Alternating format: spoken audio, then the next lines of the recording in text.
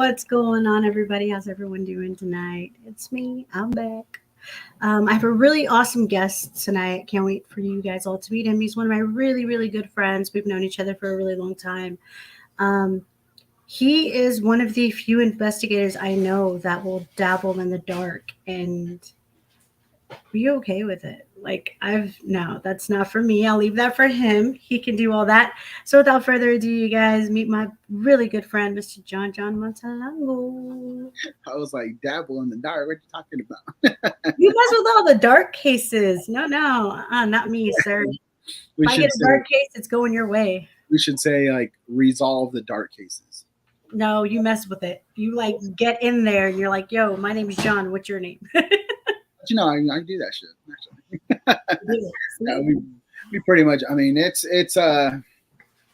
something that I've learned how to do. It's not something like not out of being brash or anything like that. But I mean, yeah, it is a little bit, but it's almost like I mean, I don't know. Yeah, I had to be right with my faith in order to do all that. But I mean, it's something that I had to fully understand before I even did any of that stuff. So yeah, I mean, 24 years, almost 25 years, something like that. Wow.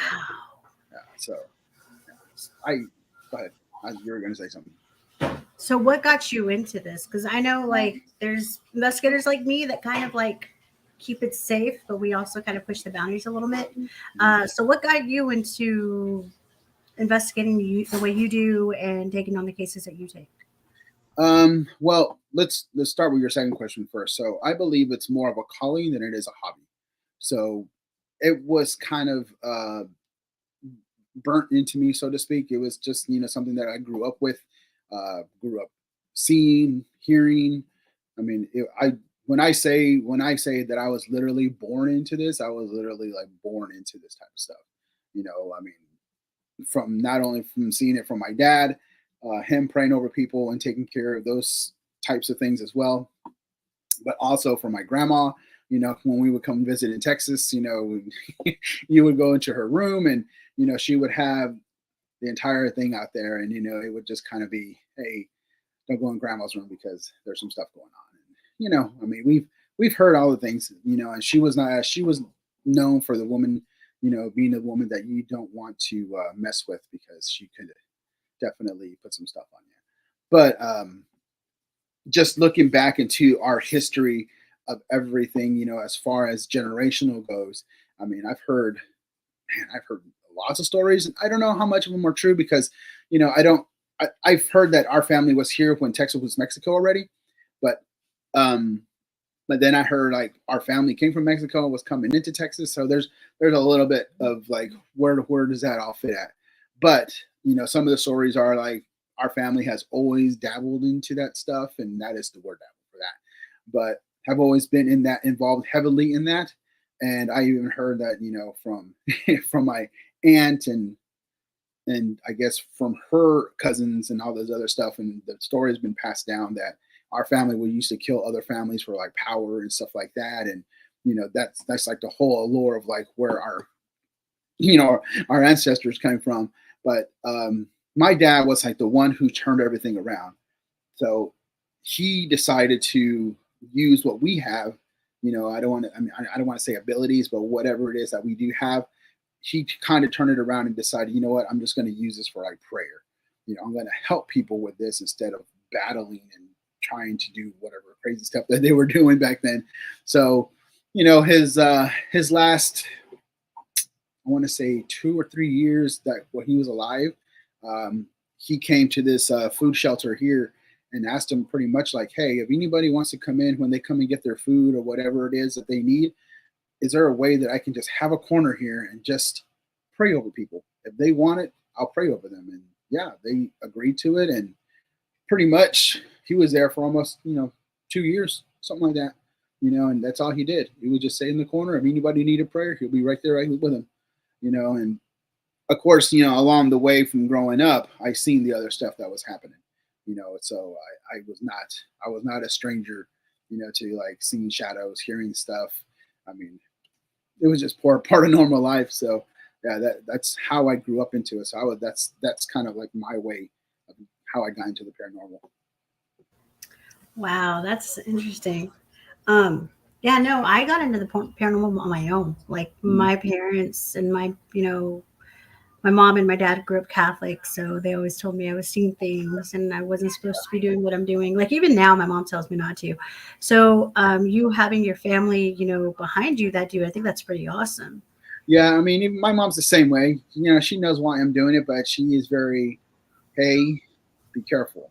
Hmm. Because she knows already too that just because just from my dad just praying for somebody, and if they really had something with them or somebody was witching on or playing witchcraft on them or whatever it may be, um, whatever it is coming to our house to Yeah, defend itself from whatever is going on. So she would always say, "Hey, be careful because these things like to defend themselves, so to speak."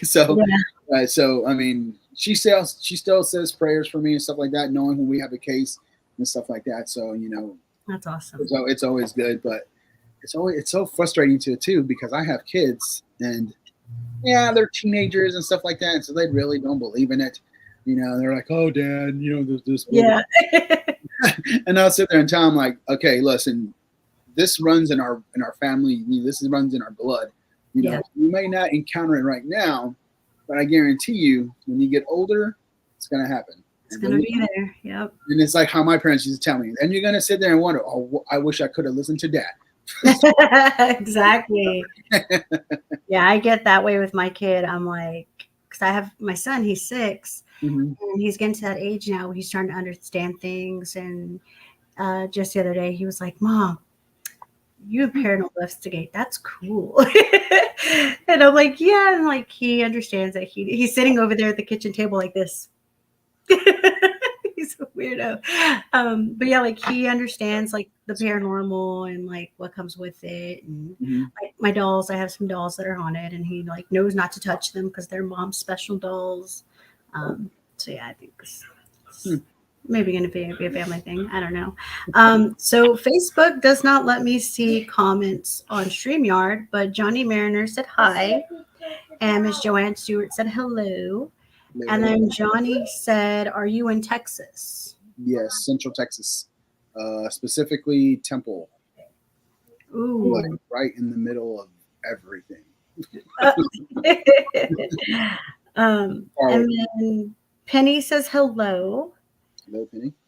And then Johnny said, next time to get your wooden spoon and get the little, I guess, get the demons back with your wooden spoon. It's either that or the chancla, whatever one's gonna come first. Right. That's true. That's true. Whatever, which one comes first. Right? Whichever one you can just get access to, just like the good old Mexican mom. It's just whatever you can grab first and just throw it. My mom was like either potatoes because she was always making papas.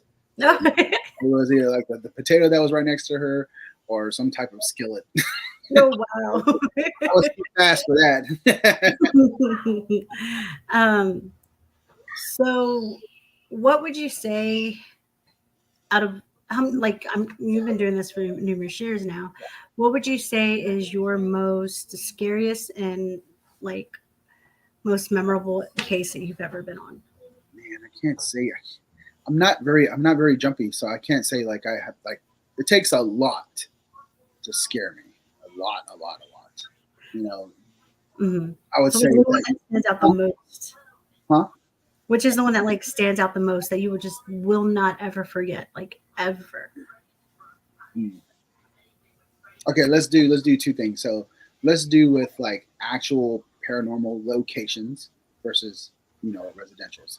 So Okay. the one that sticks to me most, and I don't know if you had a chance to investigate it or not, but it's the place called Nazareth Hospital in Mineral Wells. No, I've been wanting to go there. Yeah, so it's closed down now, so nobody can get into it. Oh, sad But, face. yeah, it sucks, but that one was like everything that happened in there was just so next level.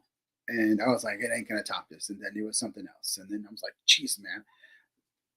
I don't know if it was like it wasn't scary to me, but it was just pure excitement because like I've never seen anything like that before. And some of the stuff like we've caught we've caught weird footprints probably like the size of like size 22 feet, and they were like bear claw looking things, and they were circling all around us. And we were not even supposed to investigate that night. I was just there to do a photo shoot for the haunted house there. And the owner was like, "Hey, you just want to investigate?" And I was like, "I ain't got none of my stuff. I just have a recorder." So she was like, it's okay, just for fun, just for fun. And I was like, "Sweet, let's do it." And of course, the fifth floor was always the hot spot for me. I've caught weird things just like walking, hearing bare feet walking through the halls, things calling out my name. Um, that's where that's where I discovered the spirit that called itself the devourer of children. Uh, that was on the oh man, what's it called? I almost forgot what's the TV show called with Dakota, Fear or something, Destination Fear. So when they did the episode there, I was the one that was telling them about that. Like, hey, you need to be careful about this part, about this floor. But I don't think they ever went on the fifth floor. That was the weird part, because they went down to the basement, they went to the top, they went down to the back building, but they never. I didn't see any clip from the fifth floor. So I was just kind of like, that was like the most active. Why didn't you film that part? But okay. But yeah, I mean that one, it was just strange. That was just a strange one. But literally my first time that I was there, I was like the last one to leave the building to grab my bag, and I'm walking out, and as I'm walking out and I'm passing the stairs on the first floor, all I heard was John, and I was just like, and it was not it was like almost like a growl, but I had a whisper at the same time. And I heard it coming from the stairs, and I just like, oh shit. And we were all walking out, and I was like, no, it's already started. So I was like, I can't. But yeah, Mineral Wells, the Nazareth Hospital has to be like my spot. Wow. Investigate that place a lot. I want to go back to Mineral Wells for Hill House. Mm, I'm not-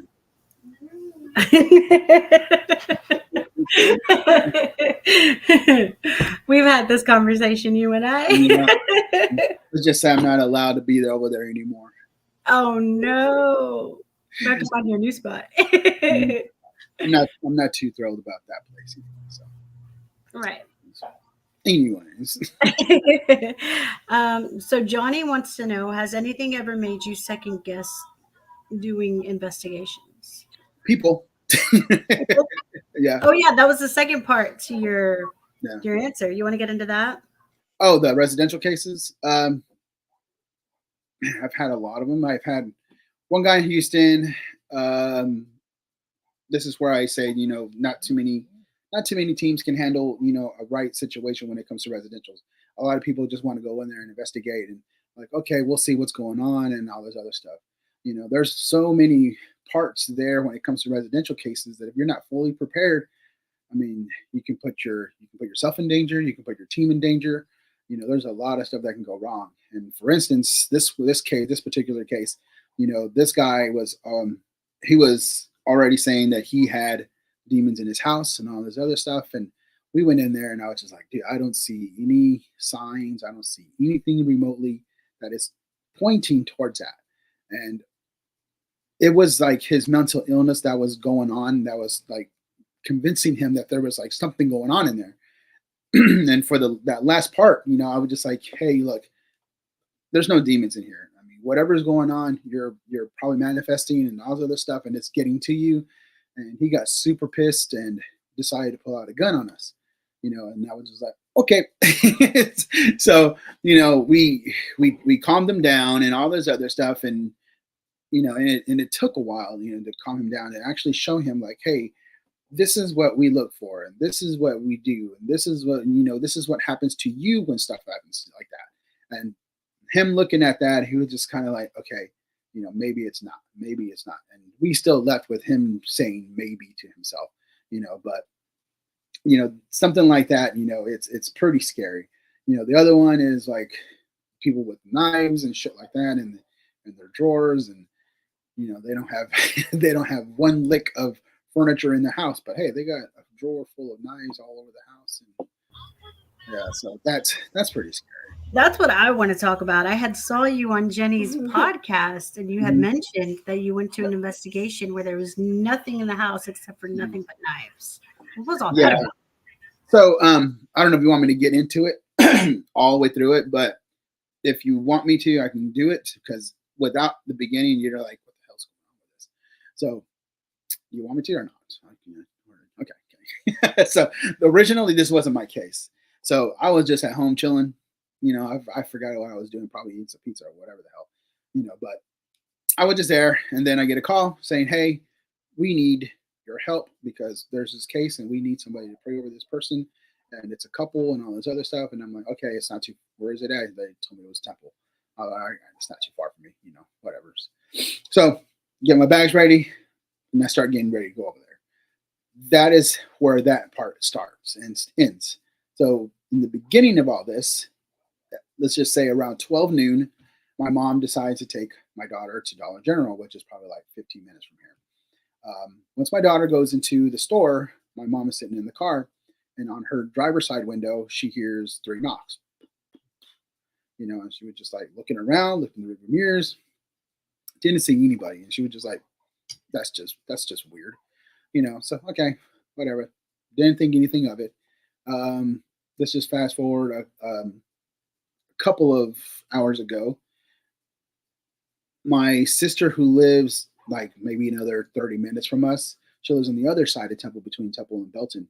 Um, this is around 6 o'clock or something like that. And then she was getting ready to go to the garage to go get her purse. And then her son, who was a baby around that time, maybe I told him maybe a little bit older than told like 4 or 5 or some shit like that. But he was just like, hey mom, I need you to pray over me. And she was like, what's wrong?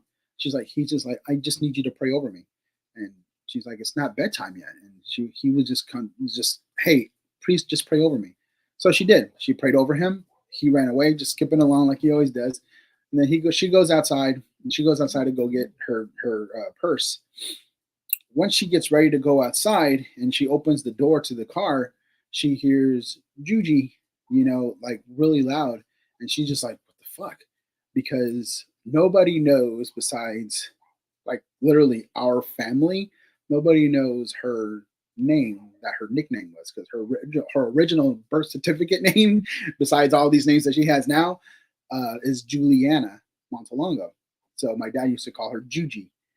So she heard that, and she said it almost sounded like my dad's voice.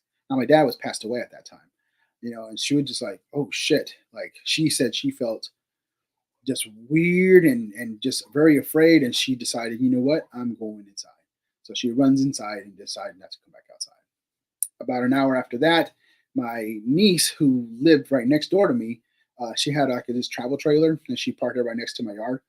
So she got off of work, and by that time, I've already left, headed towards the case. So she gets home, she gets dropped off, goes to her trailer house, and then she gets ready to open the door, and she heard a voice on the inside saying, "Be careful." And she was just like, "The fuck?" And then she runs to she runs to my front door, knocks on it, and was asking my girlfriend at the time, like, "Hey, where's John?" And she was like, "He left to go do the case." She's like, "I just heard a voice in the trailer." And she's like, "Well, it's not John. He's gone." And so she was just like, "Okay." So didn't think anything of it. Around that time, I'm already at the case. Now, once I get there, I just do my thing, and I just introduce myself, and I just walk, the house. I don't ask any questions. I don't do anything. I just kind of walk. And wherever the energy takes me is where I go. So I decided to go towards the master bedroom on the walk-in closet. So I'm sitting there, and then this other investigator comes in with me, and we I had this thing about going into the closet and just turning off the lights and just sitting there. So she goes into the closet with me, and she's just like, I don't want to be in here. So we just turn off the lights anyways. So I'm sitting on the floor, just against the wall, just looking at the other side of the wall. I'm just sitting there, just closing my eyes and just trying to see what's there. And like, whatever popped out of the wall was like blacker than black. And it looked like almost like a liquid type of black ball that just came out, out of the wall. And I was just like, oh, look, look, look. And she was just like, what? And she took some photos like really quickly. And she just said, "Oh my God." And then I was just like, "What is it?" And she kind of showed me. It was just this, probably looked about that big. And it was just like a ball that came out of the wall, and it was just black. And I was like, "Oh shit." So sitting there again. And then like I'm okay, whatever's coming out is coming out now. Let's see what happens. And then all of a sudden I see these hands, and they were like long fingers, and they were black, and they just come out in front of me, and they just go like that. And I was just like, "Oh shit, it's here." And she was like, "What is it?" And I'm like, "I don't know, but it's here." So I tell her to take a picture again. She does it, and then there was nothing on there. But I was like, "Dude, I just saw freaking long fingers and a big hand just pop up right in front of me." And she was like, "Oh, that was cool." And I was like, "Yeah." So it's like, turn on the lights, and then I go and interview the client. And as I'm talking to her, now I should point this out. The night before, me and my girlfriend at the time had like an argument.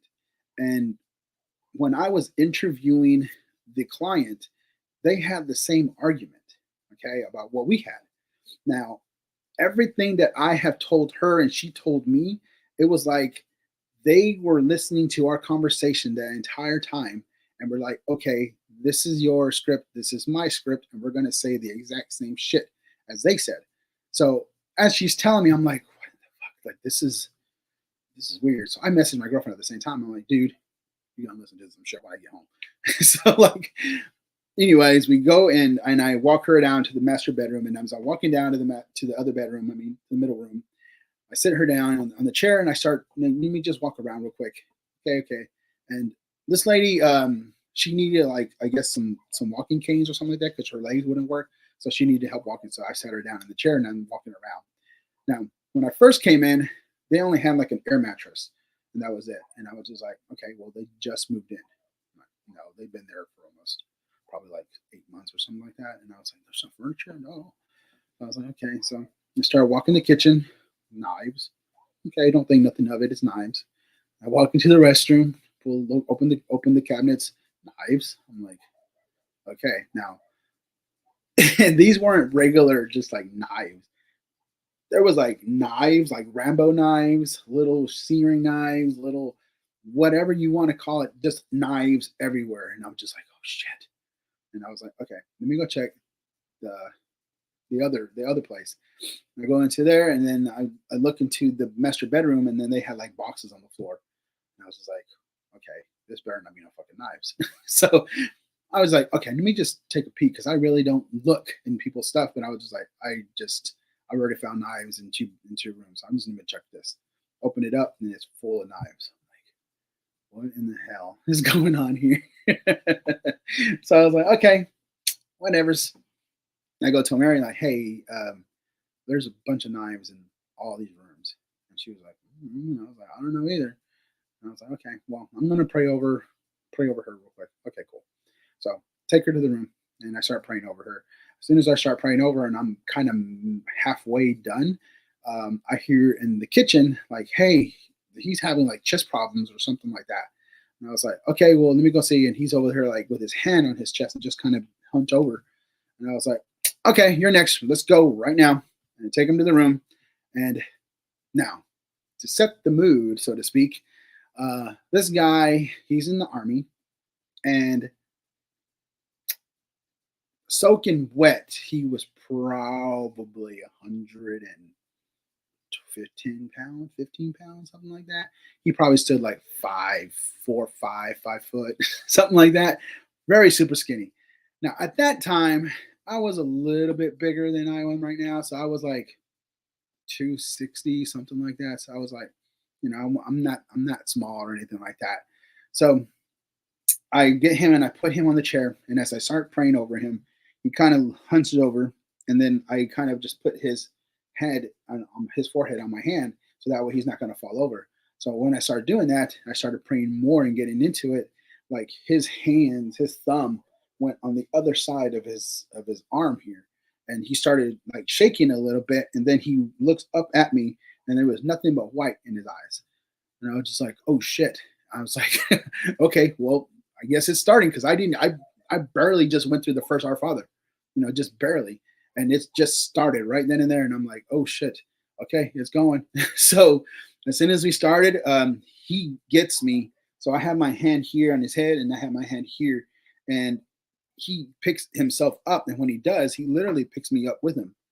Okay, keep in mind how much he weighs and how tall he is. All right, and I'm in there by myself, and the other team is in the kitchen dealing with what's going on over there. So they have no idea what was going on. So I started praying more and more and more, and then um, he was like trying to like headbutt me, and so then I put my hands behind him like in a tight clinch, so that way I can have him maneuver him. And I don't know what happened that he jerked to the side, and I jerked to the side, and we both fell on the floor. And when we both fell on the floor, we were literally just wrestling all over the floor. And I'm over here trying to control him, and he's over here trying to out of my eyes, all this other stuff. And then I was just like, I'm doing the sign of the cross and praying over him and getting the holy water and just, just doing everything I can. And then they hear me screaming for them, like, hey, come and help me, come in the room. I need for you guys to get him. Around this time, he didn't know that one of the investigators, he has like a thing with like spirit animals and stuff like that. And his thing was like a bear. And so as he walked in, the guy that I was praying over, he immediately tells the other investigators, F your bear, F this, and F your God, and all this other stuff. And he was just literally spitting out all this foul language at them. And then Mary comes in, and she has like a little necklace, a cross on her neck as well. And he was just like, F your God, and F this, and all this other stuff. And I was like, okay, can't be doing that. And I'm literally just praying over him still, everything I could. And I got the holy oil and I put it on him as well. And I put him in a crucifix, which is, jujitsu lock. And I put his, so I'm having like this. So his head is right here. My arm is around him, and I have his arm locked here. Then I have his other arm between my legs. So all my body weight is literally on top of him. He can't do anything. Okay. As I'm doing that, and I finally say the last Our Father on him, he stands up. Well, he sits up like Undertaker with me on his body, sits up like that. So I was literally like, oh shit. I was like, okay, you picked me up. So nope. The other investigator grabs his legs and pulls him up. When he pulls him up, he pushes the other investigator off of him, and he goes off and shoots off into the wall. So I'm sitting there again, and he's telling, F your God, after this. And I was like, you know what? If you do that one more time, I'm going to put all this holy water into your mouth so you can burn your mouth. And he was just like, F your God, all this other stuff. I was like, okay. And I literally went, shh, and I just went, and I was saying, the power of God, and, all that other stuff. And all I heard was just a bunch of like, it sounded like three voices screaming coming out of his mouth. And then he sits up, and then he walks backwards. And then he hits the wall. He hits the wall so hard, like the wall went boom, and then he just like, it's like he snapped out of it. And he was just like, what happened? And meanwhile, this is kind of like the funny part, because when he said that, I said nothing. But at the same time, my shirt was all twisted. My hair was all turned up everywhere. And I was like, nothing happened, man. Nothing happened. So. Oh my gosh, that is crazy, dude. Like my hair was standing up the entire time. That is insane. Yeah, that's one of the crazy ones. Yeah, no, see, I wouldn't be able to do this. I'd be in the corner crying, freaking no. It's very interesting, some of the cases that we have. But I mean, when I say we take on the darker ones, it's and a lot of people always ask, well, how do you know that it's dark? Well, the cases that we get are like from other teams, from the church, from other groups, are just like, hey, we've tried this already. Need your help. So okay, we'll take it on. Not a problem. We'll do it. I've never said no to a case before, but being with Jordan, she's kind of made me take a step back and actually just look at the funny part. Yeah, you scared Nancy now. Nancy just wants to hear funny stuff now. Funny part, my hair was all messed up. That's what it was. No, wow. But being with Jordan now, I mean, she kind of like is making me look at the whole cases at another way now, instead of just like saying yes to all of them and then driving all the way to San Antonio or all the way to Houston, and it's just for somebody who just needs somebody to talk to. So she's having us look at it at the cases a lot more with more detail, so to speak. And if it's something that needs to be resolved with, you know, let's say like a therapist or anything like that, then we would try to steer them that way. But you know, it's hard now because for me, I always say yes to them because you just never know what's going on with that person. Whatever may be going on in the house is getting him to be, that's causing him to hallucinate or whatever it may be, or is causing his mental problem, mental breakdown, and all this other stuff. And when we finally get there, then we actually see what's going on. But there's rare cases like that. I mean, that would do that. But anytime that involves children, we're always yes. It's always yes. We will be there. So. Right.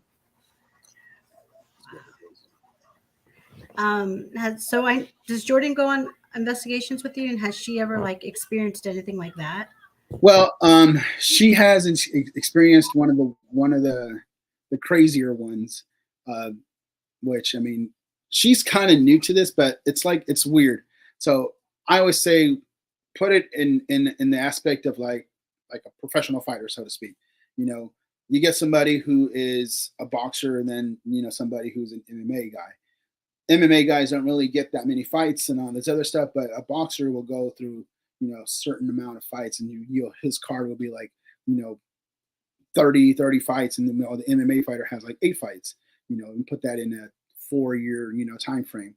So with Jordan, even though she has been involved with me for like almost 3 years now, almost 3 or 4 years now doing this, the amount of cases that we have done together supersedes anything that it comes to years and experience. So like when our second year together, I think our total was like 100 for that year, was like 120 cases for that one year. 120 cases. So but on average, our average caseload goes right between 60 to 80 a year. So you put that all together with the amount of cases that she has experienced a lot of stuff. So even the stuff that I didn't think that she would encounter right away, because there was some stuff that I didn't even encounter until almost like 5 years, 10 years into it. Then I started seeing these things and stuff like that. But she encountered somewhere. It took maybe it was me, Daniel, Leo, her. Yeah. So there was 4 grown men. I'm 260, 5'8". My brother's like 5'10", maybe about 200, 210. And then Daniel's like 6'2", almost 260. And then her husband was probably about 5'6", but he was like 200 pounds. And this lady that we went to go pray over was probably about 4'5", and it literally took all of us, like all of us on. We have this ongoing inside joke that, oh, if John is giving you a lap dance, that means it's time to go. So when I start praying over some people, they tend to want to push me off and kick me and all this other stuff, and I literally put myself on them, and like so they won't go anywhere. And then I start praying over them, especially when they start acting like that, because I've been punched and all this other stuff and almost bit and all this other things. So and I got that because I used to do it alone. All these cases that I used before I met Jordan, I did alone almost. Until I met Daniel, then he would do a couple of cases with me, but I will go and do it by myself. And okay, let's do it. But so I figured out, okay, if I just sit on them, then I can pray over them. So yeah, we started praying over this lady, and she was literally almost picking us all up. And she would just like, she was sitting on a sofa. So it's hard to get up from the sofa, and especially have those big cushions.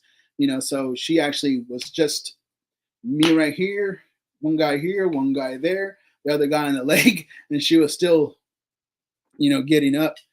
So Jordan witnessed that one, and Jordan knows Latin, so she says prayers in Latin and stuff like that. I can say some prayers in Spanish and English and all that other stuff. So we mix it all up. But that one was like the worst of the worst for her to see so far. But besides the one that the guy decided, after I prayed over him, he said he was going to get that axe and chop me up. So What is your luck with these people, man?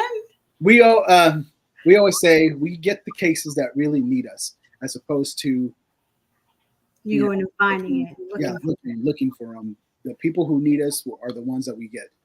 So apparently 120 something people needed us, a couple of years ago. Right. But yeah, I mean, it's like I said, we always take the worst of the worst, and it always seems because the worst of the worst find us. So, Yeah, but it's like you said, they're the ones that really, really need you, and that's yeah, what I think is so awesome that like stands you out from other investigators. Because I've met numerous investigators. I have met some investigators who like say they deal with dark things, but those are the ones that go looking for it. And I'm like, why are you going to go look for something and then it's going to come back and bite you in the butt? yeah, Then who's going to take care of you? Who's going to be there? yeah. And with those people, when you start talking about the darker stuff and they make comments and stuff like that, I mean, you can right away tell, like, yo, you have no idea what you're talking about, because you have, once you dealt with a lot of this stuff, regardless of you looked for it. I mean, I've had in my own little way, when I didn't know my abilities and I was trying to figure out where I was and who I was.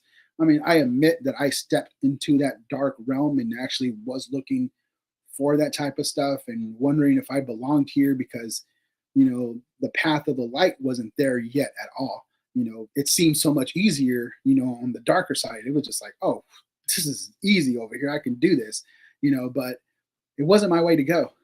So in just learning about the demonic and learning about the witchcraft and learning about everything else, you know, and I'm talking about the witchcraft to hurt people, not making herbs and shit like that.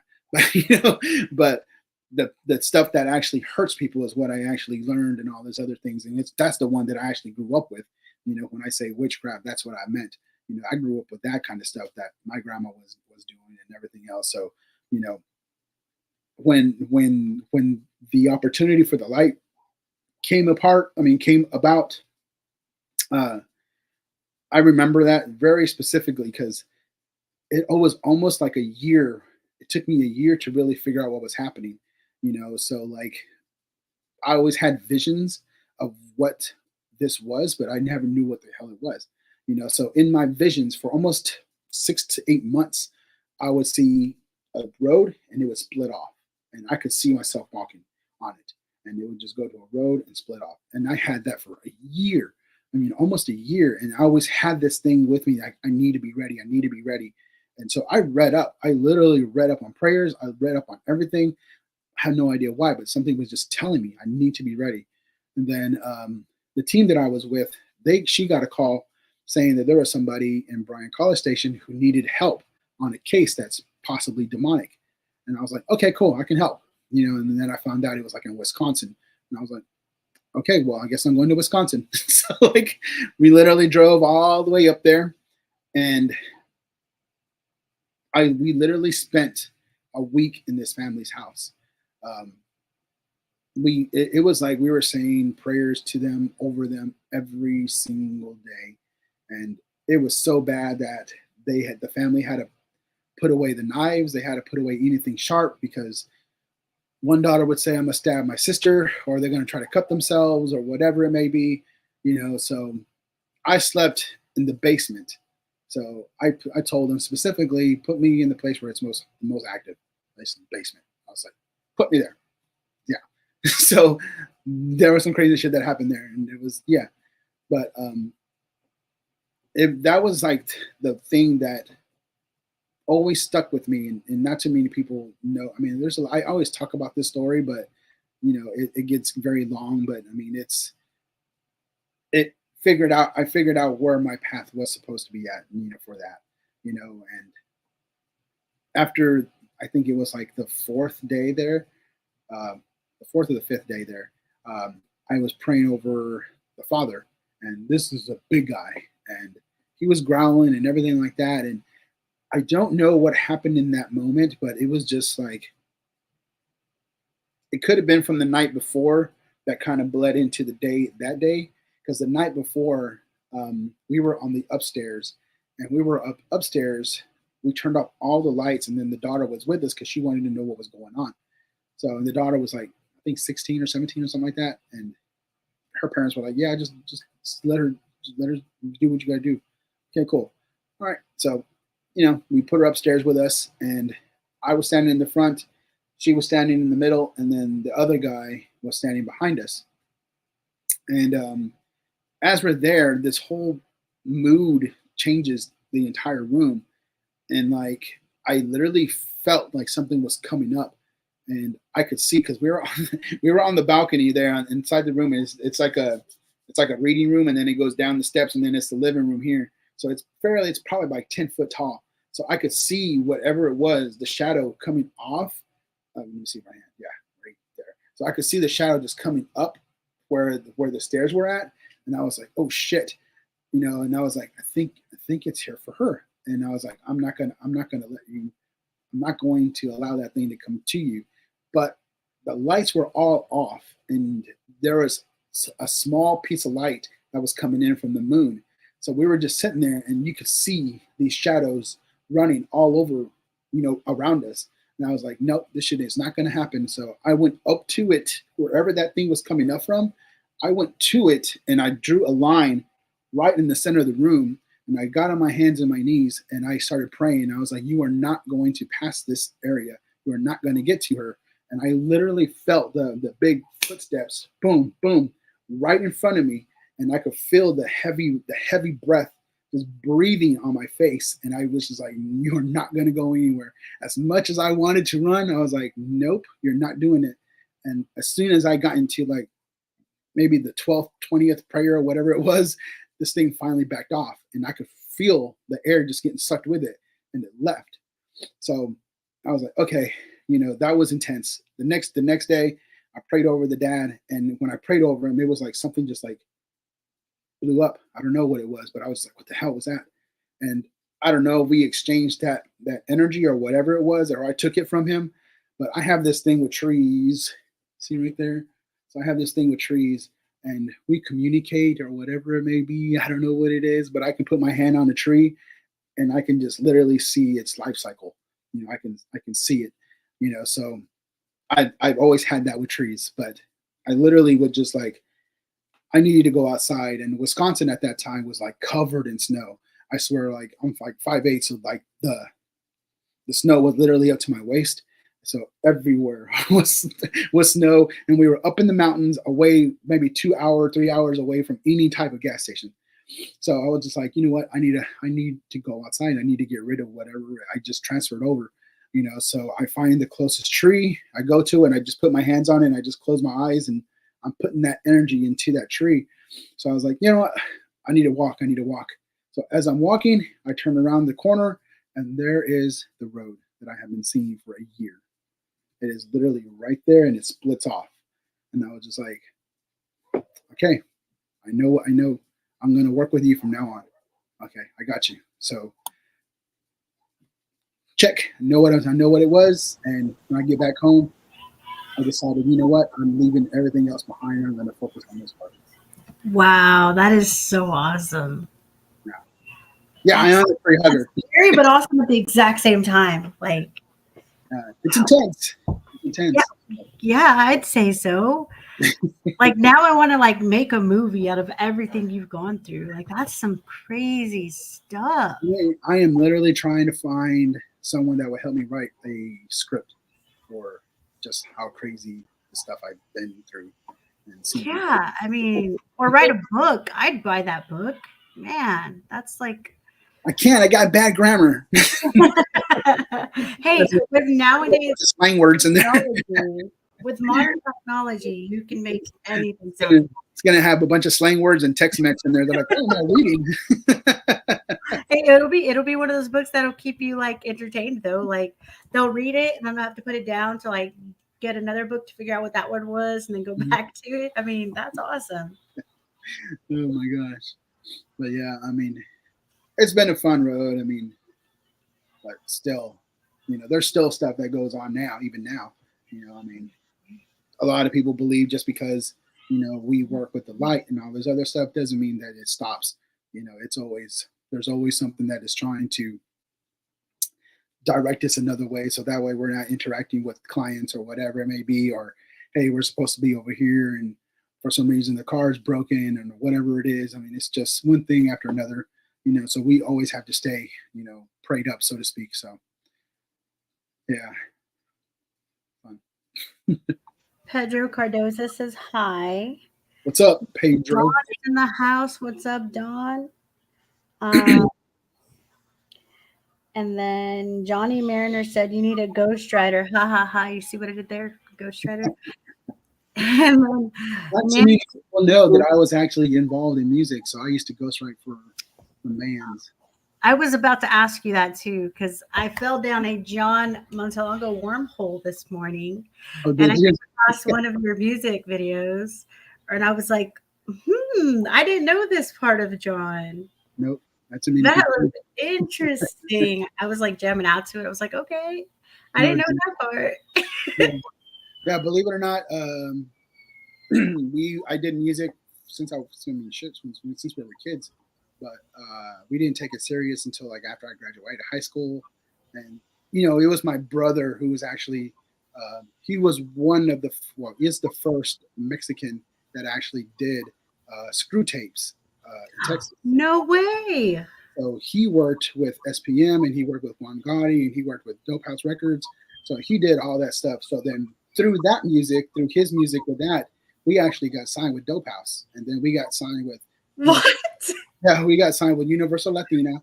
So then like all this other stuff we toured with Baby Bash, we opened up for Little John, we opened up for Pitbull, we met them. Who are you? We toured with like Lone Star Riders, which is Baby Bash and Yeah. but all of them. We worked with Capone. We worked with a lot of people. And then I don't know what happened there, but with the whole SPM thing, when that took a dive, it was like everybody was jumping ship, so to speak. Yeah. There was a certain people who stayed on the label. We were the ones who were we literally were the new ones. So we're just like, we can't stay here. Yeah. Contracts and do so we stayed independent for a little bit. Then I started working with other bands, and then my brother was still DJing stuff and stuff like that. And I kind of did my own thing there for a little bit, and I was going to put together an album, but then I was just like, by then I was just like so fucking burnt out from music. It was just, literally, we would go when we started touring. We were like, I don't know, 19, 20 years old, so we were all over the place, and it was just like club after club after club after club after club. And we opened up for Big Mo, we opened up for Zero, we opened up for all those people, and so like, I don't know, it got to the point where I was just like, nah, this ain't for me. I have no doubt though that I know if I would have stayed with it, I could have made it. I have no doubt at all. When I had Dreamin', when I wrote that one, it was more commercial than anything else. So then when I actually when I submitted it to one Austin station here, I got #1 most requested for like, I think 2 months straight or something like that, so got that, so I was really going for it, but then I don't know. I stopped performing and then I hated performing. So I was just like, I'm not doing it. And I still write every once in a while. Just sit there, okay, find a beat, cool. I still have a producer who sends me beats, and I'm like, yeah, that's cool. I'll write to it, and then never record it. But yeah, That is crazy. Yeah, I never knew that about you. That's cool. I was like big bandana. Yeah. Oh, it's cool. That's funny. That was really, really old school. Yeah, literally. Ace does screenplays. Ace is Texas Wraith Hunter's son. He's also a musician. He's really, really good rapper. Gotcha. And then Nancy wants to know, do you get attachments? Yeah, everybody does. Oh, groupies? Yeah, I get groupies too. Oh yeah, and then she said you get attachment / groupies. Sometimes those groupies are ghosts, and yeah. It never fails. I walk into a place trying a spirit box, and he goes, John. So I'm Oh like, shit! oh, Right. you already know who I am. Okay, cool. Want me to sign your boob for you? They're all wrapped for us. No, we definitely do, because I mean that's the part that hardly anybody understands. I mean, if you're going into somebody's house, you are literally taking on their demons. You are literally taking Yeah. on their baggages. So if you do pray over somebody, you are exchanging those energies. You are exchanging all of that. So what is theirs becomes yours, and then if they don't like you because you're trying to get rid of something that they gotten used to, it can become a fight, and some Hmm. stuff can happen. I mean, we've had our share. I mean, we've definitely had our share, and it's hit us hard one time, but we keep moving forward. Yeah. I feel Definitely. like it's all we can do in this field. It's just when something gets to us, we get like drained and we get all this awful attachment. When we get rid of it, we just got to keep going. Like we can't let that one thing stop us. Yeah, it's hard too. I mean, the only thing that kind of made me want to stop a little bit was the living people, and I'm not talking about clients. I'm talking about other investigators. I mean, those are more headaches than anything else. I'm like, shit, man. I totally 100% agree with you there. Like I've had my fair share of investigators where I'm just like, y'all are making this so like unfair. My take is, oh, we always want our clients to take mental therapist, evaluations. Maybe there's some investigators who need to do that shit, Your own. because some of y'all ain't right in the head. You For can't, real though. but that's just me. And I've seen it. I've worked with them and I've seen it, and I'm like, Jesus, you know, But I guess the hate is kind of a form of flattery, so to speak. So, I'm gonna remember that next time. Nancy wants to know, how do you get rid of it because you don't pass it on to someone? prayer, faith. We work on that. We practice what we preach. So Right. we I was, if something's wrong with Jordan, we will bless the house. We will sage the house. We do everything. We have haunted stuff in our room, and we do that every month or something like that, or probably twice a month if we need to. I pray over her.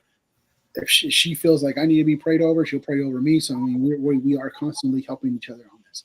It's not one thing. Nice. So that's how we combat all this stuff. I mean, and it's not easy. It is not easy. I mean, when you have abilities. I mean, I know a lot of people will see stuff in haunted locations and all these other stuff, but we get stuff that we are getting cases for. We don't even know we're going to get the cases.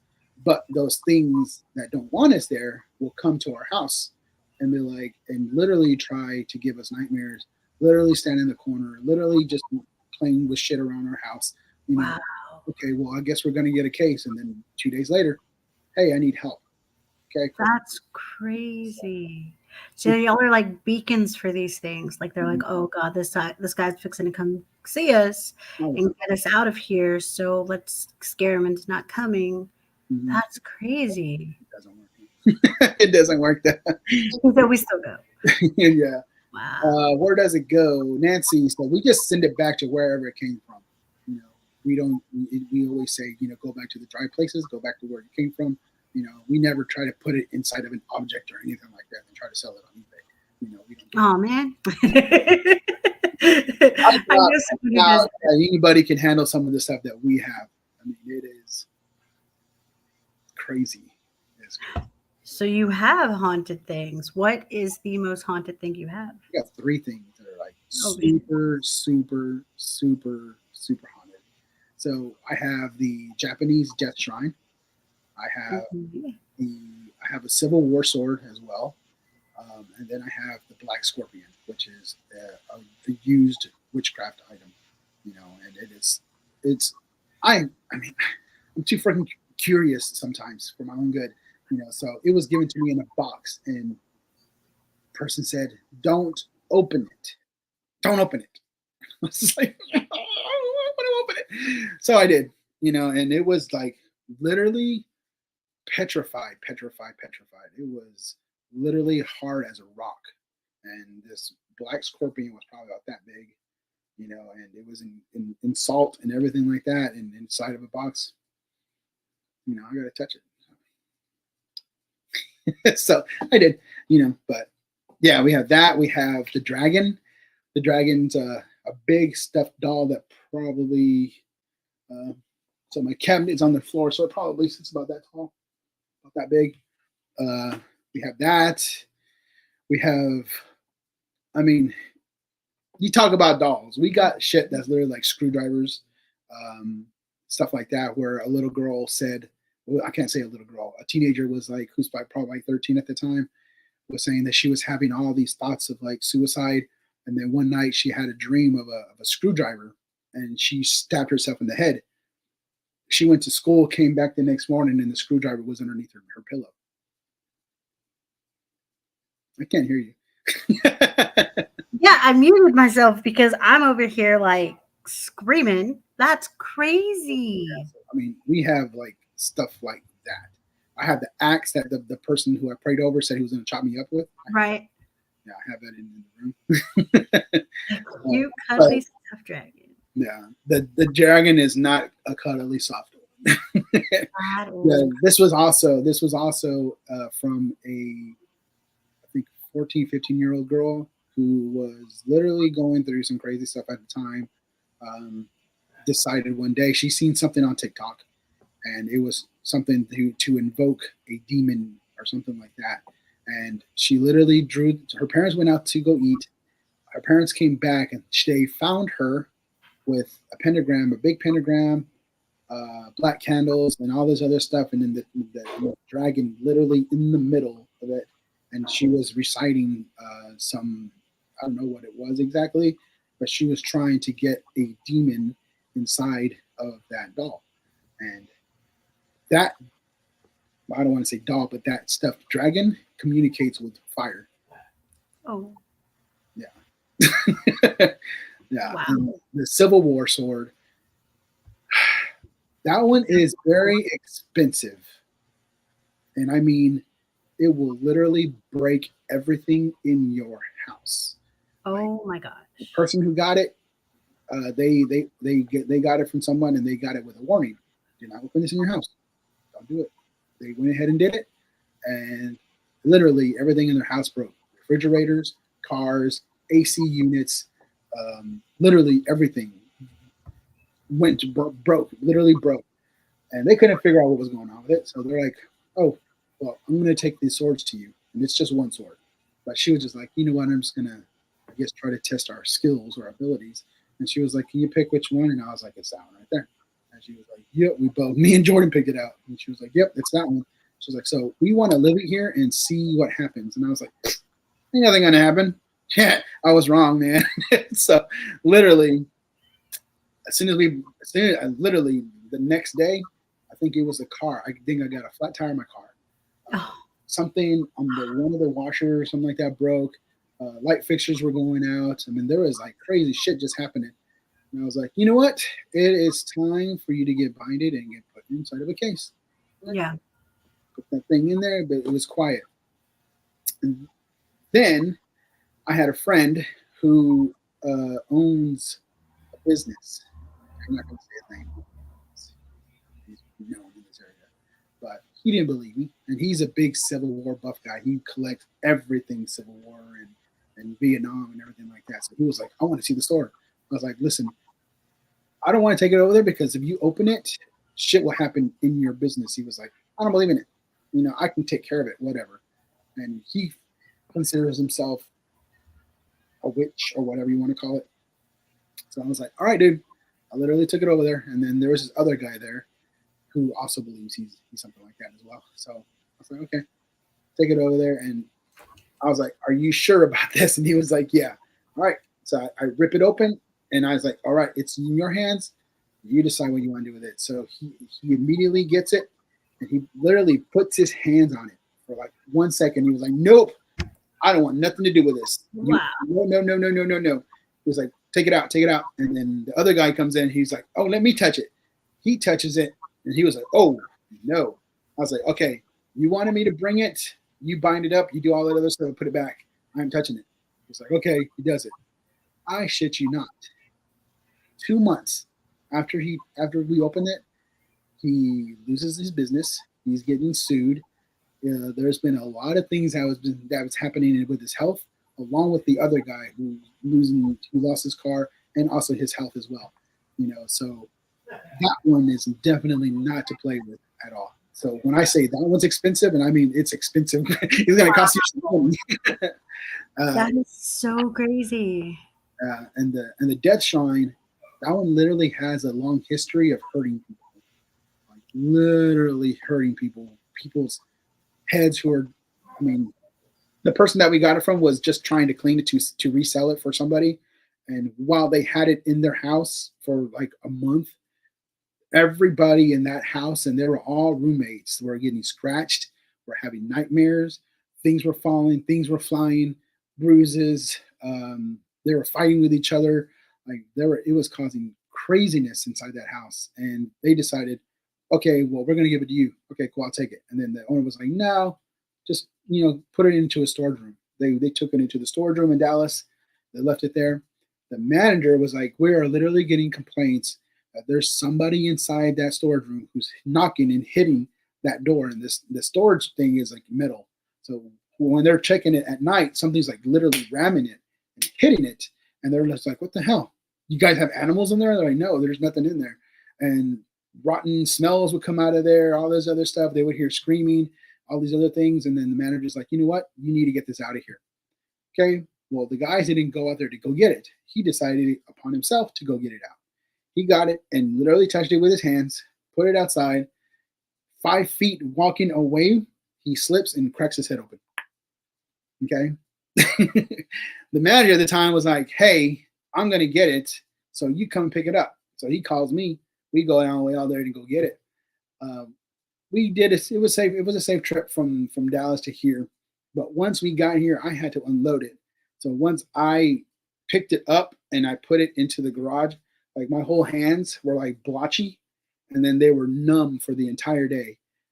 Jordan cut her hand open with a piece of glass, and then my son comes and visits, and he was just like, hey, what is this? You got new stuff now? He was like making fun of it, and he didn't touch it. He just like barely brushed it, and he didn't touch it. 5 minutes later, was to go play basketball, severely sprained his ankle. Yeah. So that was wow. Yeah, that was still hopefully, hopefully nobody who's watching this is friends with Ed and Lorraine Warren. They're gonna try to buy those items from you. It's not for sale. They're like, hey, how much do you want for that shrine? We'll put it in our, $2 million, so I can retire. Wow, that's crazy, man. We do. I mean, we have a lot more stuff. We have a whole room. Let's just say I have enough stuff to where I thought I was trying to open up a small little museum, here in town. So I have a lot, so you should do it. I go that way every once in a while. But rent is so freaking crazy here. I'm like, no. I mean, dude. Yeah, no, it's safe that you keep those things hidden from people because that's scary. And people who just don't even know about it and just, it's, man. When I see like people are like, oh, I got a haunted doll, I'm like, let me show you what I got. Hey, don't hate on me. I'm one of those people. I think out of all my stuff, I only have like one doll. What? Just one? No, I have 4. I have like one. And I want more. No, I take that back. I have 2 dolls. One is I think it's from Colombia. And it was given to a girl who for her sweet 16 or something like that. And something happened with either one of her family members or something like that. But when that happened, this girl would always like grab this doll and always hold on to it and cry and talk to it and all this other stuff. And decided like one night it decided to move on itself. And she was like, okay. But it goes hand in hand with like the power of our energy, the manifestations and stuff like that. So she put so much of that energy into there and the heartbreak and whatever she was going through, the anger, that whatever decided to go inside that doll stayed in that doll. And the other one is pretty much the same thing. It's a porcelain doll, a little clown that stands about this big, and every once in a while you'll see it. I love that. I have artwork that was painted in blood. Yeah. Wow. John. Yeah, I got mirrors upon mirrors upon mirrors, which I will get rid of the mirrors because I got too much of them. I know someone who would take them off your hands. He owns a Parapeculiar Museum over here at the 666. Just saying. Oh yeah. I seen you there. Yeah, I love that place. I'm addicted. Yeah. We have a lot. That's probably one thing I'll probably get rid of is like the mirrors. I just got too much of them. And it seems to always be the freaking Walmart mirrors, whatever. The long ones? Yeah, the long ones. What? I think we have like 4 or 5 of them things. Yeah. And you should get another one or like get a little glass and like make like a box full of mirrors. Portal, you mean? Yes. There you go. No, we already got a lot of stuff in our house. Dude, one day, when I first met Jordan, she had a lot of seizures, and she wasn't used to all these things coming at her. Once we started more cases, and once she started to be with me a little bit more, she would see a lot more stuff. So, she has a dog, and I was like, you know what?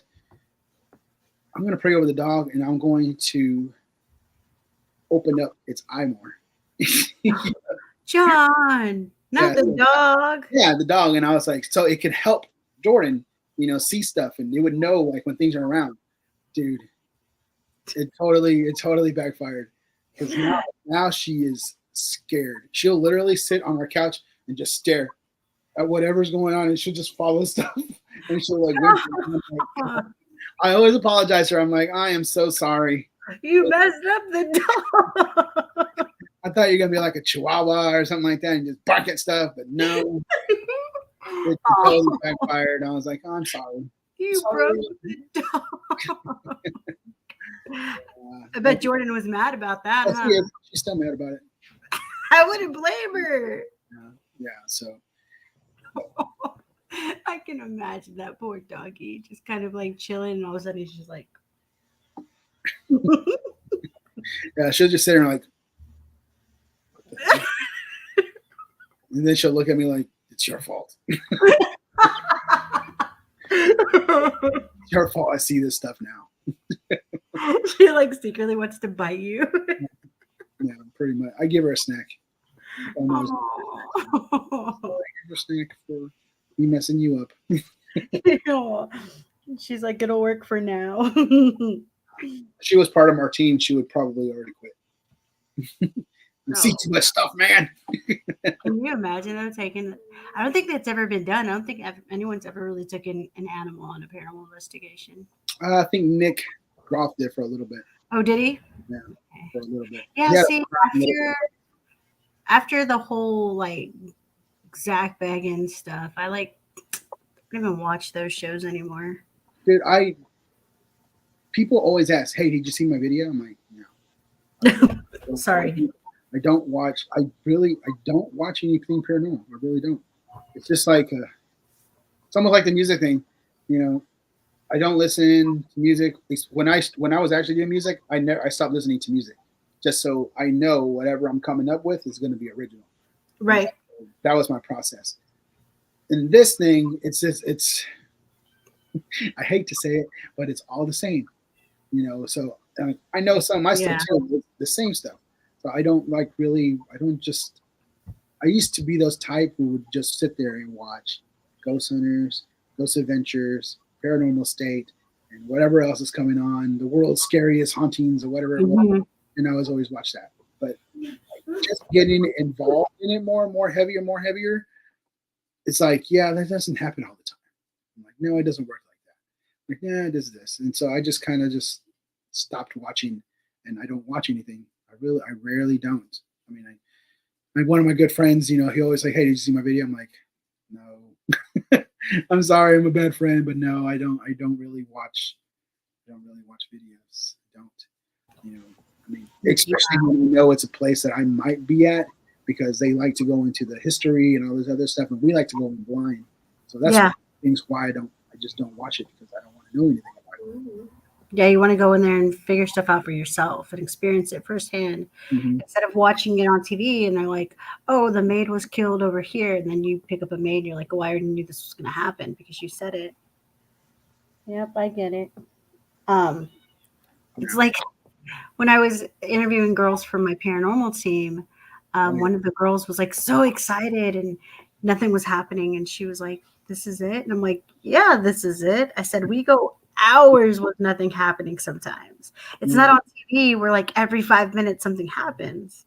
I said, you have to have patience. You have to be able to sit there for hours and hours and hours on end. Yeah. That's why, I mean, that's why I really don't put out too much content because, like, looking through, I mean, yeah, we'll spend like an entire day there. So it's almost like going back in time and then spending 3 days there because you have to listen to all the video. I mean, watch all the video, then listen to all the audio, and you're looking at photos, looking at other stuff. If you did anything extra, you have to look at all that. And you know, by the time I'm done with the video stuff, I'm like, oh, this is boring. What the hell? So like that's why I did nothing but clips. So like if I find something, I would clip it, and I'm like, okay, cool. You know, for some reason, I decided to do like 45-minute videos. Oh my gosh, I shouldn't have done that shit. It's like it just this last one that I put, I was just like more than halfway through it, and I was like, there ain't shit happening in this video. I was like, told Jordan, I was like, I'm just gonna delete it. She's like, no, you've already put so much time into it. And I'm like, you know, I need to go ahead and just finish it. I literally just rushed it and was just like, put it out there. It's like, nothing happened. I was just like, man, this is some bullshit. You know, including the one that we just done recently, which I can't say because it's a restaurant. You know, I mean, 2 restaurants that we did, but the other one I was just like sat there the entire time. No, nothing on video, nothing on audio. Yep. Shit. Yeah. But I mean, it's always like you never really expect when you do get something because like some of the cases where I thought we were going to get some things, I never got anything. I thought we were going to not get anything. We got like crazy UPs. I have this thing about catching Class A's. I don't know why they like to speak to me a lot. They don't like to show up for me. They're like, but they'll talk to you. They'll talk to me. You know, they'll say some crazy shit like I want your children and all those other stuff. Oh shit! Yeah, the one at the 209 house. That's the one that I want your children. That's where I want to go. 209 house. It's okay. So if you go, you have to not take a big group. You know, so because it's very echoey, and you'll literally hear each other fart. Yeah, it's easy. It's easy if you like stick in one room and the other person in the other room. And you know, what we did was kind of like, hey, I ask one question, you ask another question, and you ask the other question. You know, kind of do like a round robin thing. You know, it's easier that way as opposed to like I'm just going to ask questions here and the other person's doing other things downstairs because you'll literally catch everything that's going on. You know, but I'm not going to say what we did, but it's like I told the owner, if you have the right key to unlock the get the answers, you're going to get the answers. I'm going to pick your brain about that because now I'm curious as to what you did. Yep. Sharing is caring, John. Share your awesomeness with the world. How do you say? I'm very I hold my secrets like I hear. Like, no, it's coming with me. Put it in my backpack. I've literally seen people use my techniques, and I'm like, I should have shared it with you. Exactly. See, Nancy knows I'm hooked. I'm hooked now. Like, you thought I liked you before. I like you even more now because now I'm going to be picking your brain. Yeah, I mean, it just goes with experience. Like I said, I mean, the more you do something and you just really sit back and like, you know, that's questions. I mean, even Jordan would be like, tell me like, you know how you're going at this. It's not how it's going to respond, and you need to do it Mm. this way. And then I'm sitting there like, you don't tell me what to do. But yeah, that's right. You have a good point there. And then she'll start doing something differently, and then she'll get some responses. I'm like, hey, show me some stuff. That's smart. Yeah. I Stop guess I being. just haven't investigated in a while that I forgot kind of what to do and how to do things. But I Mhm. think like once I start getting back out there again, I'll be like, okay, like I remember what I did before in the past and how it didn't work. So I'm going to do it this way this time. I mean, it's how do you say? It's almost like technology and versus the old school way. So if you don't use your brain to figure out what's really going on, it's kind of hard to actually start thinking out the box because you're like, I got this device, I got that device, I got this device, and none of the devices are working at that time. So what do I do now? I don't know. Let's see what happens. We'll sit here more. No, so I Changing. will tell you. I will tell you because I don't know if this other team recorded me when I was telling them, and I was, they literally had in a small room, literally had I think two REM pods, something else. I mean, they literally had equipment everywhere, and like everything was going off. But I was just like, you know what? I think that's just because that one's so close to there, that one's so close to this one, and everything was just going off. And I'm like, and they're just like, hey, make this go red. Hey, make this go black, or whatever the hell it wants to do. And I'm like, stop trying to make it like a trick pony, and actually do more direct questions. And then, I told them like, okay, look, this is what you got to do. You know, mind all the equipment, find a place, sit or stand, whatever you want to do. Close your eyes.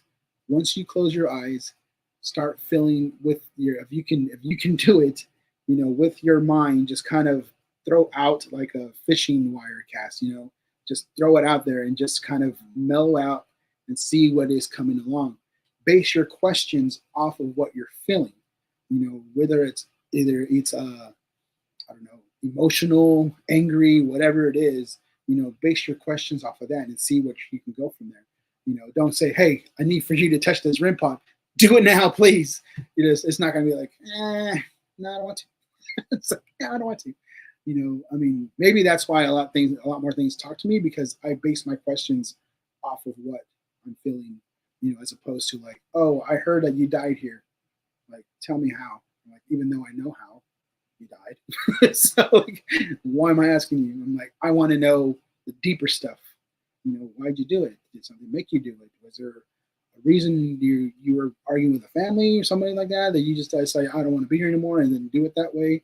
Were you drunk? I mean, I just want to know. I want to get to the bare bones of all the stuff. So, you know, that's how I found. That's how I find my stuff, my questions, my answers. I never thought about looking at an investigation that way and doing it that way. That makes sense. Yeah. Well, I mean, sometimes you do. I mean, so like when I found out about my abilities, I found out in Tombstone, and I didn't have a grasp on this or anything like that. I was just like, I feel everything. It's like it's like that part in the movie Man of Steel where he runs into the broom Uh-huh. closet and like everything is just like hitting him. Yeah. I was just like, I see everything, I feel everything, and I was just like hardwired. I was just like, oh shit. You know, Oh no. I would actually allow things to come into me, take me over. I want to feel everything. And a lot of the times I got me in trouble, which is why I got the name Spooky Boy, because my eyes, I got a couple of times where my eyes turned black. I would just like disappear out of nowhere, reappear somewhere else. I mean, that's how I got my name. But it was not just because it's spooky, but literally Wow. the investigators were like, he's being spooky again. I would, John's I doing it would again. I have like the one instance that the case that I got in trouble in was before I went to Tombstone. Was we were doing a case in Austin, and I allowed something to take me over, and I was in one side of the house with the camera, and they were the other side of the house, and they were asking questions over there while I was over here answering their questions, and I had no idea what they were talking about Oh my God, no. until we put all the video together, and you can hear them asking, "Hey, look, this, and this," and I'm just sitting there like, blah, blah, blah, Just ask me. Just Oh answer my me. God, no, dude, why? And then like during that after that investigation, nobody wanted to sit with me in the back because they said like I was like my eyes were all black and there I was just sitting there the entire way from Austin all the way up to Temple. And then literally the next morning it looked like I had like stabbings all over my stomach and I could not move that entire day. I was like, I have no idea. Mm-mm. I got so sick and I was like, I don't think I'm gonna make it to Tombstone. But you know, threw up and everything on the side of the road. I still made it over there.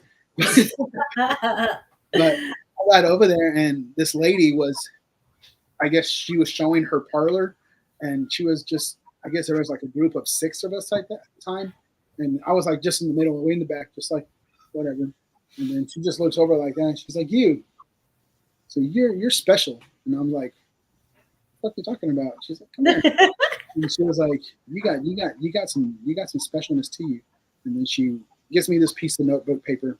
And then she was just like, if all of these match up, when you go back to your motel room and you do research and all these match up, come back to me tomorrow and we'll talk about it, which is the five clairs, all that stuff. And then, of course, there's the psychometry one, which is when you put your hands on stuff and you can see and feel all that other stuff on items. Yeah. So I literally have all of that.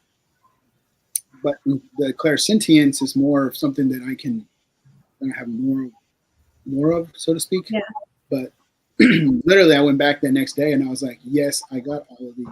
And she was like, okay, well, let's put you to a test. And she literally was like, okay, took me to the back room and she just put me in the hallway that was super dark. And she was like, look over there and just tell me what you see. And I was like, okay. And then they were just staring and staring and staring. And all of a sudden, the shape just came out of nowhere. And it looked like white noise. And you could just see everything there. And I was like, Oh, whoa. Okay. And she was like, you see it yet? And I was like, yeah, I see something. And I described it to her. She's like, okay, well, that's one thing that we have here. And she brought me down to the basement. And she's like, you tell me what you feel here. And I described what I was feeling. And yeah, that was accurate too. Went back upstairs. And then she did this other thing to me. And she was like, okay, we're going to test something else that you might have, but you're going to have to work on it. And I was like, okay. And she was like, put your hands up just like this. And I was like, all right. So she put her hands up and we were like literally this far from each other. And she's like, I want you to push me. And I was like, huh? Like, I want you to push me. She's like, use your energy and just push me. Yeah. I don't know how to do that. And she was like, just close your eyes and push. And I was like, okay.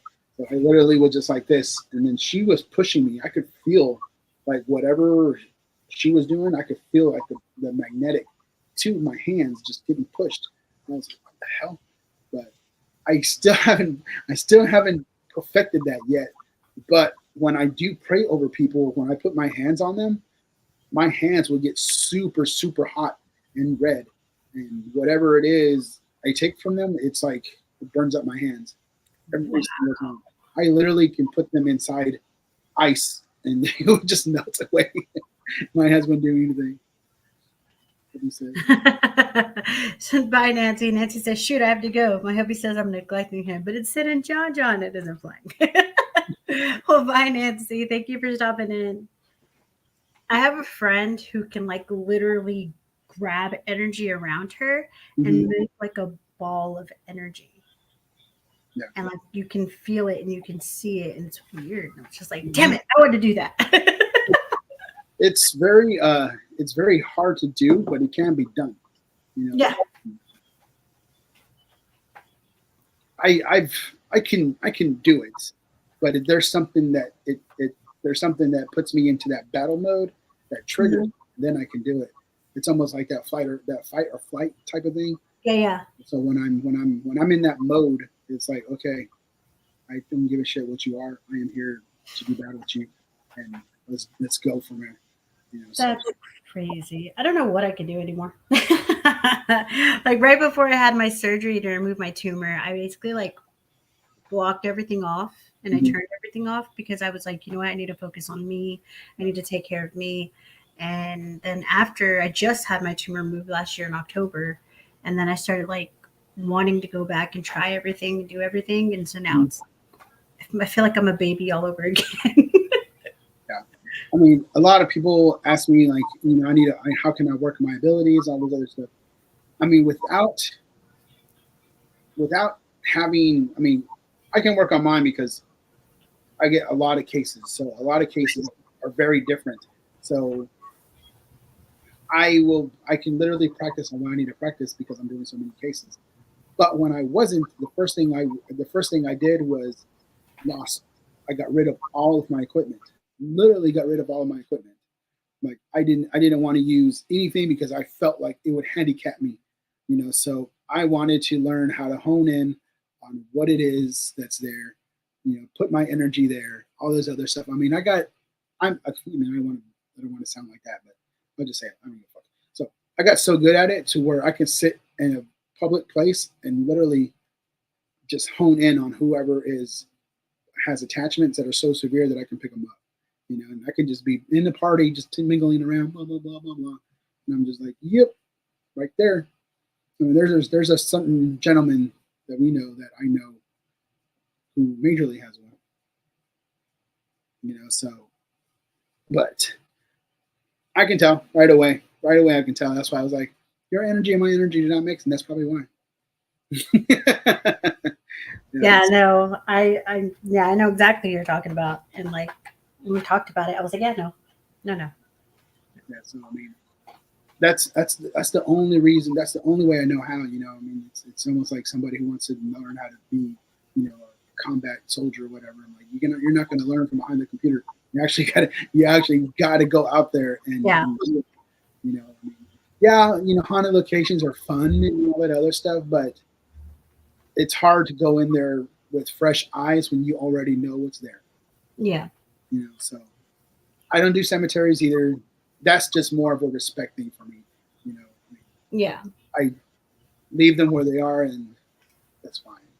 You know, yeah, okay, I know there's a couple of cemeteries that I want to go photograph, but I'm not going to go in there and just be like, "Hey, talk to me." I just there's a line to be crossed, and I'm very respectful for those, you know, to those lines. You know, so that's just who I am. You know, cool, cool. everything else I'm not getting. So, how do you feel? Different topic. I mean, You know. yeah, but how do you feel about Ouija boards? Like, what's your take on those? I've used them when I was a kid, and some crazy shit has happened to me when I was a kid. So knowing that, because I do have experience with it, because I did play with it, I know what it can do.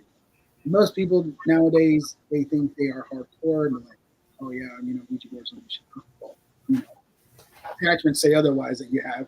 So Yeah, you know, let's not move that needle. But to each their own. I mean, everybody just there's a lot of people who just say no. A lot of people just say, ah, it's a game. You know, but whatever's. You know, I per, preferably do not use them at all. Um, Now, if you really think about it, spirit box can be the same thing. It's almost the same way. You know, yeah, you're basically opening a portal. You're talking to whatever's there. And if you're not closing it right, it's still going to be there. So I mean, but just based on my experience, and I have some, I had some crazy shit happen to me with the Ouija board and stuff like that. And you know, maybe it's just me, but yeah, because there's a lot of my friends there too. You know, I burnt that bitch a couple of times, and that thing was still underneath the bed when we came back home. yeah. No, that thing is like hard to get rid of. Yeah, I mean, the only way you can get rid of it is to give it away, which how we got it. You know, we were Yeah, in high school. I mean, there was this guy. He just, hey, and he just went to my sister. Hey, take this, take this, take this. And then my sister got it, and she was like, "What's this?" And then we checked it out, and we're like, "Oh, it's a Ouija board." Okay. Then we went yeah. to my house and drank and played with it. No way. Yeah, I just got one from a guy at work. He was like, I was cleaning my mom's attic and I came across it and I was wondering, do you want it? And I was like, um, I don't like these things, but I'll take it off your hand because I know someone who has a huge collection of Ouija boards. Oh, I know. And he also has dolls, and I have a weakness for dolls. So I was like, let's make a trade. I'll give you a Ouija board, you give me dolls. So we're both a win-win. I got both. I got one Ouija board and a couple of those. But Wow. those ain't the, as you know, those ain't the strongest. Yeah. No, no, no, no, no, no. After what I heard, that is No. Candy. Those ain't the strong ones I have. No, but I mean, like I said, I mean, it's part of our team, and what we do is we do not mess with those. We just don't, So Same. we always advise, our clients. Yeah, I mean, they'll tell us all day long, no, we've never done it, and then I'm like, are you sure? And then they'll say, You can tell. but maybe when I was 13, I did. I'm like, okay, well, now you're telling us the truth. So, yeah. Okay. But I haven't done it recently, and I'm like, well, it doesn't matter. It doesn't matter to these things. It'll stick with you forever. Yeah, it will. If you're not careful, it will stay with you. Yeah. That's the crazy thing. So, where can people find you? So, if you see my Dark Explorers Paranormal, it's on Facebook. That is where you can find me. Other than that, you got TikTok, but TikTok's under John Photos. So I'm a photographer, so mainly that's all my stuff there.